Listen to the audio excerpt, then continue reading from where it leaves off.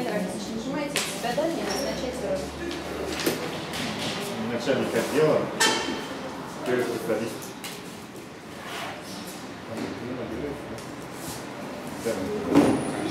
Итак, здравствуйте. Мы с тобой уже давно работаем. Я единственное, конечно, стал начальником, специалистом остался, но работаем мы с тобой хорошо. Ситуация такая, смотри, второй специалист, сейчас довольно-таки хорошие показатели, ну, недавно работает, знаешь, мы не с тобой сидим в одном кабинете. Вот, сейчас мы его хотим поставить начальником группы, поэтому я тебя и давно знаю, как бы должен был тебе предложить. Ну, ты пойми сам, ты немножко расслабился, поэтому у тебя показатели хуже. Ну, ты будешь также работать вместе в команде, единственное, он будет чуть выше тебя. Я тебя пригласил, чтобы ты не обижался на данную ситуацию, так как я тебя знаю давно и ты меня знаешь давно. Но у него показатель лучше, он компанию, я думаю, более будет сильнее тянуть. А ты как работал, так и не шел. Как на это смотришь? Ну, предполагал, что будет такой разговор. И предполагал, скорее всего, что этот второй специалист сделает определенные шаги, чтобы убедить и тебя, и руководство, чтобы его назначили на эту должность. Показатели сами себя говорят. Показатели согласен. То есть ты можешь этим моментом аргументировать сейчас передо мной. Но здесь история этих событий соответствующая. Значит, вы дали мне направления, которые в нашей организации были убыточными, и я на них потратил соответствующее время и ресурсы, чтобы эти направления вытащить из ямы. А ему вы отдали то направление, которое было на ходу, которое приносило большую прибыль, да? 80% нашей компании. Понимая мой потенциал, вы, естественно, приняли правильное решение, дали это все мне. И я на это пошел. Понимаю, что если я сейчас это сделаю, в перспективе вы должны понять, зачем я это сделал. В прошлом году вы мне не дали это место, хотя очевидно было, что оно мне по силам. Поставили человека, ну и что у вас там другой специалист, он проработал и ушел. Сейчас вы пытаетесь поставить на эту должность очередного, который пришел к вам недавно. А вы дайте ему работу, которую я делал. И посмотрите, что он будет делать. Смотри, в последнее время ты часто отпрашивался, отъезжал по своим делам, проваливал некоторые договора. А он проваливал какие договора? Ну, типа последний квартал, там, два договора, все-таки он взял и вытянул. Ты, как он помоложе, зарплата у вас, в принципе, не пострадает, единственное, так как он помоложе, более хватко ведет все это дела. Поэтому все-таки давай, пускай порулит. Нет, он, конечно, вытянул договора, когда я готовился к выставке. Ну, когда вы мне дали задание готовиться выставка, естественно, он все договора, я же их не провалил, что вы их не провалили. Утвердить сделка имела ход, правильно? Прибыль принесла компания, а мою значимость, получается, вы убрали в сторону. Да, правильно, все нормально, ты все сделал, все четко, свои дела ты там решал, а ты как, ну, я тебя отпускал, помнишь? Те вклады, которые мы в выставку вообще ввели, то есть сейчас становится очевидным, что потенциал мы не зря потрачили. Что а ты?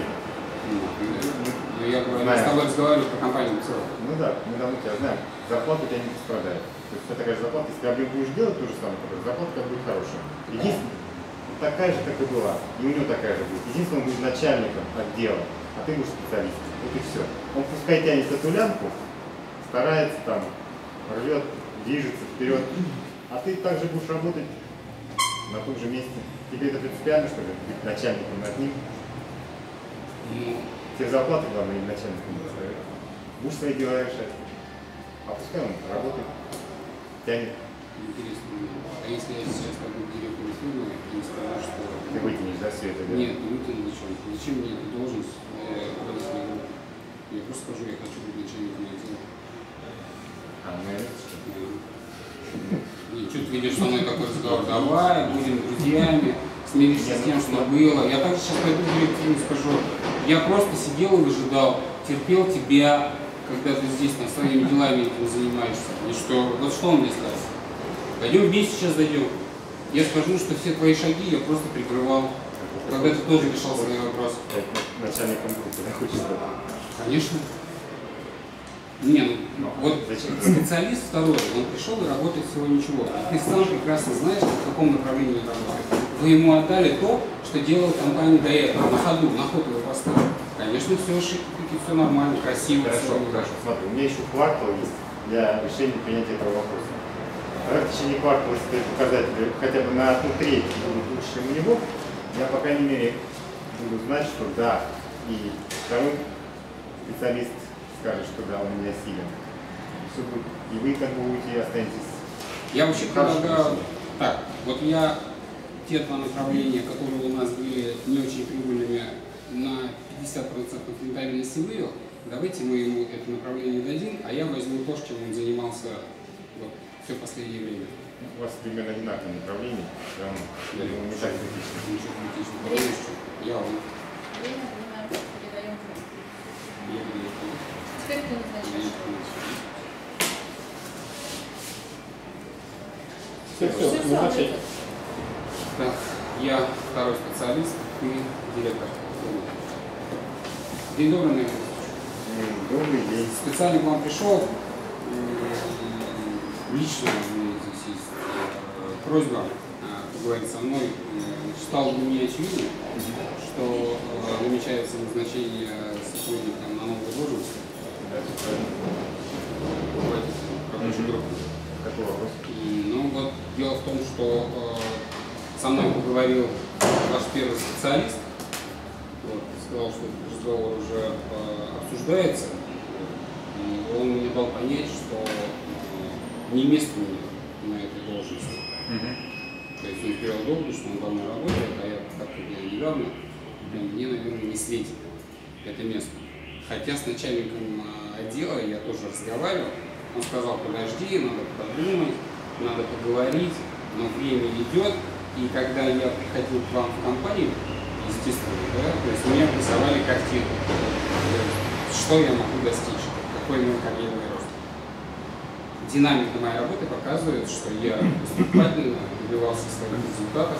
Для вас должно быть очевидно, что результаты хорошие. По сравнению с Я понял. Вопрос в чем? То, что вы будете хотите начальником отдела. Однозначно. Я хочу, чтобы, если начальник отдела не может этот вопрос решить, пока. Смотрите, Наверное, вы более... Первый специалист, который с вами разговаривал, он у нас работает давно. Как показал себя в хороших показателях, очень честен, и поэтому как по должности, по времени он должен быть и начальником. Но так как у вас показатели на данный момент выше, и вы считаете, что вас надо поднять на эту должность, было обосновано тем, что ему достались худшие направления, поэтому его показатели упали. Поэтому он предлагал поменять направление, отдать свои плохие показатели направления вам, а себе забрать ваши прибыльные. И тогда у него будут показатели намного лучше. Согласен. И поэтому сами говорят, что сами понимаете, что стаж у него больше, чем ваш. Показатели ниже, потому что у вас легче направление. Если ему отдать ваши направления, у него будет и стаж больше, и показатели лучше. Поэтому первый специалист будет претендовать больше шансов иметь эту должность. Согласны? Ну, просто у вас направление это лучше, это и есть такое, да? Согласен с той позицией, если я найду поддержку вас, если мне дадут эту должность, я готов, работая руководителем, и курировать те направления, по которым вы мне говорите. И я могу с уверенностью сказать, что даже взяв те направления, которые менее прибыльные, я все равно их вытащу. Я понял вас. Дело в том, что если вы считаете, что первый специалист честен, то немножко информация неправдивая. То есть начальник отдела, скорее всего, не доводит полную информацию для вас, какие сделки не доходят до логического завершения. То есть неправильно выбираются партнеры, неправильно заключаются договора. То есть, а я сижу за соседним столом, то есть мне это видно вообще, как все это делается, когда ведутся переговоры, а потом он свои вопросы решает. Хорошо, я понял. То есть начальник отдела, вы считаете, что как бы не довел до меня информацию правильно. Давайте с начальником отдела переговорю. И если в ближайшее время, значит, я выясню, что да, то есть специалист пользуется своим сроком большим, что он давно работает, все-таки он не может выполнять эту работу, Мы еще раз с ним обсудим и примем, я думаю, решение, которое с вами обсудим. Предложим вам вариант. А варианты какие вы мне предложите? По поводу направления предлагаю говорить, что... По поводу направления я понимаю. Я перед этим сказал, что если вы не дадите должность, да, руководителя рабочей группы, то я могу с уверенностью Два раза взять сможете направление. понять? Либо не с Два вашего раза? отдела. Да. Вот сейчас у вас 100 тысяч в неделю. То есть 200 тысяч в неделю. Сможете оборот сделать? Смогу, но если я буду руководителем рабочей группы, то я тогда приду к начальнику отдела с просьбой взять на работу еще двух специалистов. Понятно, затраты мы Вы посчитаем, считаете, я что- помню. Ну, 2 раза и 2 специалистов, можете все-таки одного, это как 3 года. 2 раза. Мы подумаем насчет специалистов, хорошо? Одного-то, может быть, конечно, дадим на помощь, все-таки обороты вырастут. Ну, а с первым специалистом, если вы его подключите, более убедительно работать. Я понял. Первого Хорошо. специалиста, Вы если я- сможете сделать или нет? Если я буду руководителем рабочей группы, Да, 2 раза сможете, да? Хорошо, я с начальником отдела переговорю, и если, значит, данный факт подтвердится, то... подтвердите, что он с чего возьмет, что... Нет, не то, что вы сделаете, то, что мы сможем специалисту номер 1 сказать, что, например, он не может потянуть 30%. Тогда он поймет сам, что он не начальник отдела. Хорошо. Правильно, хорошо? А через какое время вообще можно вас В поинтересоваться? ближайшее время, как будет назначение, Время. сообщение. Голосуем, когда закончим.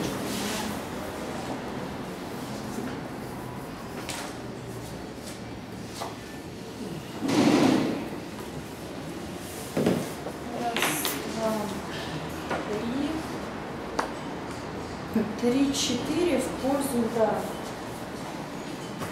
Я обманился на работу номер 1. Минус такой, что в первом раунде опешил от того, когда предложил занять его должность. Но так особо плюс, я не знаю, как. А игроку номер 2 нет минус? Я бы нас на работу к игроку номер 2. Минус игроку номер 2. Это вот в втором раунде. Много говоришь, длинная водная. Опять идет продолжается длинная водная. Игроку номер 1 в первом раунде и длинная водная. Много говорил. Сказал вопрос, да, здесь ответ, зачем ты ему все рассказываешь. Вот. Пускай поручит, кто-то кому сказал, неуверенно было сказано, а на это мы обсудим это с начальником отдела. Ты директор, и ты будешь обсуждать что-то с начальником отдела, чтобы сказать другому специалисту, сможет ли он, то есть шла манипуляция со стороны игрока номер 2. Решение принять надо. Там даже не так. Если мы сможем сказать первому специалисту, Что они пошел еще и ты боятся нахер. первого специалиста. Если Да. мы сможем ему сказать, если он А если мы не ответит, сможем, а какой ты директор тогда? Если ты ему просто не можешь сказать, так, будет все вот так вот. Но это опять-таки не твои слова, это слова игрока номер 2. Потому что это он тебя привел к этому, что довел до тебя до такого отупения, что ты пошел к заму к своему уговаривать условно еще третьего, что надо сделать игрока номер 2 начальником рабочей группы. Игрок номер 1, не уверен в своем предложении. Так, оправдываешься. Хам, если я написал про Ильдара, это когда ты предложил должность начальника. А ты это стерпел. Я глаза сделал. Глаза. И съел. Ты сказал, слушай, у меня написано заявление твое на увольнение лежит, мне осталось вот только подписать. Иди-ка выйди и зайди как положено. Ты что творишь-то? Я ему на ты предложил. На ты, да, зачем? Потом. Так. Длинный разговор, так. Ну, в общем, игроку номер 2 минусы.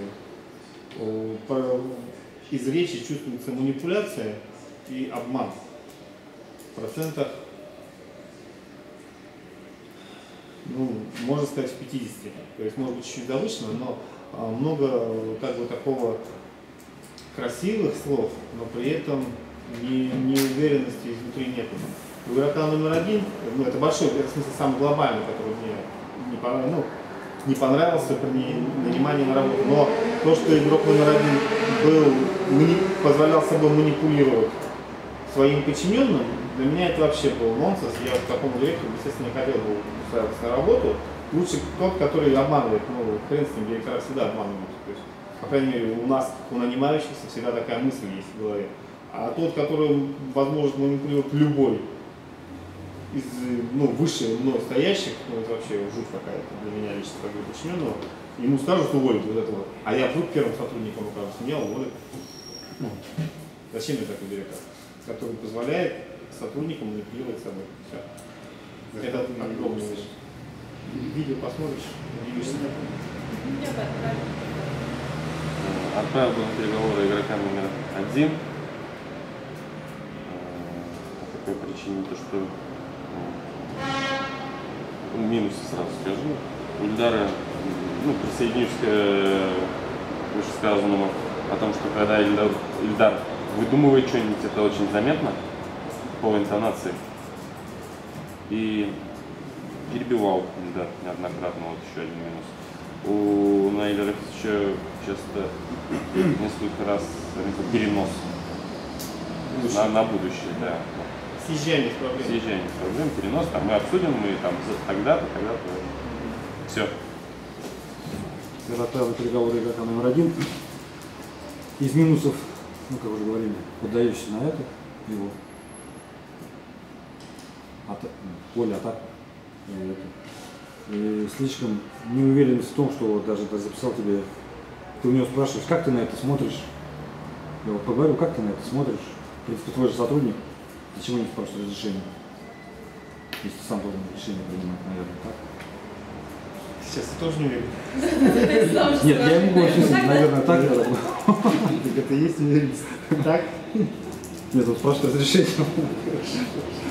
То есть, зачем? У игрока номер 2 минусы. Длинные водные все-таки продолжаются. Ну, дерзкий хам. Это по первому раунду. По первому раунду, да. Я бы выставил за лет просто. Все. Спасибо. Давид отнесется с игроком номер 2, хотя, честно говоря, 50 на 50, да. С одной стороны, неуверенность игрока номер 1, то есть отжали по полной программе, совсем согласился и оправдывался, и с самого начала длинная водная. А с другой стороны, минус у Ильдара, мне показалось, перекладывал ответственность на других, ну, хотя как бы в жизни вроде такого не наблюдается. И пытался как бы оправдаться, так скажем. И, как уже сказали, да, присутствует такой момент, что временами казалось, что действительно лжет. Рассказывал. Но все-таки вот эта вот полная неуверенность, как бы, и полное согласие со всем вот перевесили, и поэтому игрок номер 2. Я доверил собственность игроку номер 2. Понравился ход в первом раунде с начальником отдела. То есть, в общем-то, было как бы немножко, как сказали, хам, угловато, но этим можно было воспользоваться. И так как оппонент, в общем-то, спокойно как-то среагировал, можно было дожать, на самом деле, была тема дальше продолжения. Как бы сказать, вообще ты сам еле сидишь на стуле, у тебя столько косяков и так. Ну, то есть, мог бы воспользоваться. Во втором раунде, значит, в начале начал разговор второй специалист про начальника отдела, потом в итоге руководителя группы. В конце концов выяснилось все-таки про руководителя рабочей группы. То есть сначала вроде как на начальника начал претендовать, в итоге зашел на рабочую группу. Также директор в конце тоже как начальником отдела, ну то есть как-то путали вот этот момент, начальник отдела и руководитель рабочей группы. И И игрок номер 1 зациклился на теме направления, то есть вот это избило. А какое направление? А вот мы тебе то направление, а ты, может быть, то. Ну, то есть упустил нить вот в этом направлении, запутался, и получилось, что он начал диктовать свои условия.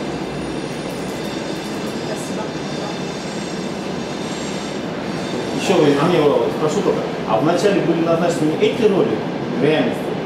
Кто-нибудь запомнил? Начальник отдела, первый специалист. Точно первый специалист? Да, 100% первый специалист. Как работник. Да, все правильно. А второй Он молодой пришел, ему сказал, что да. другого Ну, ставить. она тоже такая, условно, конфликт. Ну ладно, все равно конфликт был. Хорошо. Я бы доверил собственность игроку номер 2. Тоже 50 на 50, но что понравилось, то что когда вывел Наиль Рафисович из себя. И минус Наиль Рафисович в том, что когда Ильдар дал большие водные, потерялись, и это отразилось сразу на лице, улыбаться начали. В голове придумать что-нибудь, как говорится, отмазаться. Ну, минус неуверенность и откладывание решения на будущее, когда можно решить сейчас, особенно будучи на месте руководителя. Минус Ильдара в том, что сложно сочиненные предложения составляешь. В большом предложении у тебя где-то вопрос, и параллельно еще начинаешь рассказывать вокруг да около. И поэтому иногда теряешься. Я сам, например, если бы сидел, я бы тоже не понял бы суть этого вопроса. Поэтому тебе надо больше конкретики и ставить конкретную цель. То есть, если спрашиваешь что-то, на него дождаться ответа, не перебивая оппонента. Все? Ничего удивительного в том, что Ильдар потом претендовал на место, да, и хамство проявил так называемое вначале. Вы потом цеплялись за дружбу, давай на ты, да мы все-таки давно, а в самом начале вы унизили его первым предложением своим длинной водной. Я стал начальником отдела, ну ты, конечно, специалистом остался, но проходи, присаживайся, садись. То есть ты, конечно, ниже меня, но я с тобой поговорю. Вот такая ситуация возникла. Ничего удивительного в том, что он потом хамство проявил. Какая дружба здесь? Выбил из колеи этим самым хамством, потерялись. И уверенность, вы когда уверены, вы вообще не двигаетесь, вы вот так сидите. И в лицо смотрите, вот так вот левым лицом информацию принимаете, вы когда хотите услышать, вы прям вот так вот наклоняетесь, и прям приятно вам говорить, что вы искренне впитываете всю информацию. А потом, когда вас вышибает, вы вот так отклоняетесь, и все. Ну и, соответственно, он продолжает на вас наезжать. Ну, отживал, много очень отживал Ильдар. Выбил и, кстати, убедил, что во втором раунде всплыло, убедил такие информации, что у него убыточное направление. Можно было сказать, а благодаря тебе оно, собственно, убыточным и стало, что ты представляешься, ты просрал там все на свете. Все-таки он убедил этой информацией и выбил себе квартал испытательного срока. Вы изменили свое решение, что второго спеца сразу ставите. Дали ему время показать, добился, по сути, своего. Во втором поединке не то чтобы ложь Ильдара, а, наверное, с детства у нас воспитанное чувство неприязни к стукачам. Он начал сдавать. А вы знаете, он рядом со мной сидит, и вот эти вот сделки просирает. Я-то вижу, а вы перед знаете... этим Наиль Рафисович сделал. Я вот записал, что просто я это вот слово «бесчестный», не такой уж он и бесчестный. Потом Ильдар просто ответил, на самом деле. Потому что вначале это сделал Наиль. Я не помню. А он сказал, он честный, он ответственный, мы хотим его поставить.